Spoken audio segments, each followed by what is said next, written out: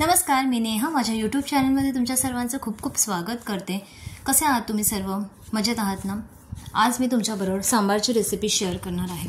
तर हे खूप सोप्या पद्धतीने मी सांबार बनवलं आहे। हे थोडीशी वेगळ्या पद्धतीने मी आज करून बघितली होती।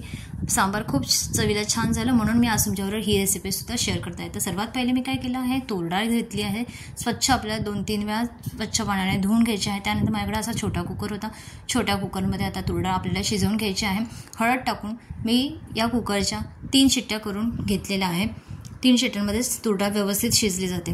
तोपर्यंत इथे भाज्यांची सर्व तयारी मी करून घेतली आहे। आपल्याला ज्या सांबारमध्ये ॲड करायच्या आहेत त्या। तर इथे मी 1 बटाटा वापरलेला आहे, शेवगा घेतला आहे, टोमॅटो घेतला आहे 1 आणि कांद्याचे असे उभे काप करून घेतलेले आहे। असे 2 मीडियम साईजचे कांदे मी घेतलेले आहे।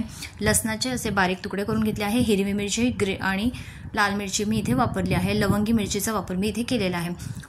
तर आता तुम्ही इथे तुमच्या आवडीप्रमाणे ते भाज्या वापरू शकता। काही जण लाल भोपळा वापरतात, दुधी भोपळा वापरतात किंवा काही जण फ्लॉवर सुद्धा वापरतात। तुम्ही तुमच्या आवडीप्रमाणे ते भाज्यांचा वापर करू शकता। तर आता तूर डाळ व्यवस्थित मी हाटून घेतली आहे आणि अशा भांड्यामध्ये किंवा कढईमध्ये आपल्याला आता फोडणी घालून घ्यायची आहे। तर तेल चांगलं तापलं गेल्यानंतर आपल्याला जिरं मोहरीची फोडणी द्यायची आहे। कढीपत्ता टाकून हिरवी मिरची लसूण चांगला परतून घ्यायचा आहे। लसूण चांगला थोडासा लालसर होईपर्यंत त्यानंतर आपल्याला इथं कांद्याचा वापर करायचा आहे।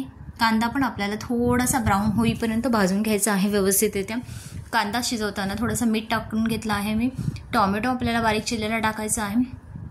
त्यानंतर आपण हिंग, हळद, आपली घरातली जी लाल मिरची पावडर आहे ती आपण इथे ॲड केलेली आहे मी आणि सांबार मसाला वापरलेला आहे मी इथे 1.5 चमचा मी एव्हरेस्टचा सांबार मसाला वापरलेला आहे। तुम्ही दुसऱ्या कुठल्याही कंपनीचा वापरला तरीही चालणार आहे।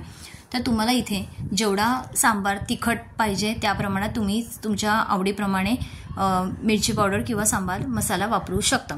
त्यानंतर मी बटाटा आणि शेवगा यामध्ये मसाल्यामध्ये चांगला परतून घेणार आहे। जवळपास 5 मिनिटं मी हलवत राहणार आहे हा मसाला। त्यानंतर आपली ही जी तूर डाळ शिजलेली आहे त्या तूर डाळीमध्ये आपल्याला हे जे सर्व मसाले आपण परतून घेतले होत्या, भाज्या परतून घेतल्या होत्या त्या आपल्याला इथे ॲड करायच्या आहे इथे या स्टेजला।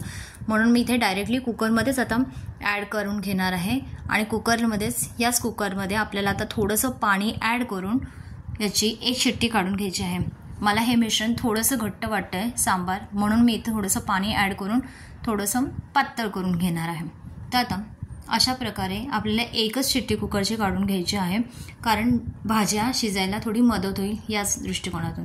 जास्त गाळ करायचा नाही आहे आपल्याला इथे।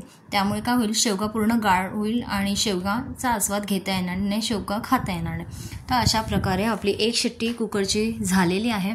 त्यानंतर आपल्याला इथे सर्वात शेवटी चिंचेचा कोळ आणि गूळ ॲड करून घ्यायचा आहे आणि सांबारला 1 उकळी आणून घ्यायची आहे। तर आता मला सांबार झालेला आहे, तयार झालेला आहे। फक्त मला थोडंसं घट्ट वाटतंय म्हणून मी काय केलं आहे, थोडंसं पाणी ॲड केलं आहे त्याच्यामध्ये आणि सोबतच आपण या स्टेजला चिंचेचा कोळ आणि गूळ ॲड करणार आहे। कधी लक्षात ठेवा, चिंचेचा कोळ सांबारमध्ये सर्वात शेवटीच ॲड करायचा आणि मीठ इथे थोडंसं चवीप्रमाणे मी इथे टाकणार आहे आणि 5 मिनिटं उकळी आणून चांगला सांबार आपलं होणार आहे। तर आता अशा प्रकारे माझी ही सांबारची रेसिपी मी तुमच्या शेअर केली आहे। ही रेसिपी तुम्हाला कशी वाटली मला ते नक्की कमेंट करून सांगा आणि तुम्ही सुद्धा अशा प्रकारे सांबार नक्की करून बघा। खूप सुंदर सांबार झालं आहे, चवीला मस्त झालेलं आहे। इवन मेदू वडाबरोबर किंवा इडली बरोबर कशाबरोबरही तुम्ही सांबारचा आस्वाद घेऊ शकता। इवन थंडीच्या दिवसात सुद्धा हे गरमागरम सांबार खाण्यासुद्धा खूप मजा येते। तर माझी ही रेसिपी तुम्हाला नक्की सांगा कशी वाटली ते आणि मला जर माझ्या चॅनलवर नवीन असाल तर चॅनलला सबस्क्राईब करायला विसरू नका। Thank you so much.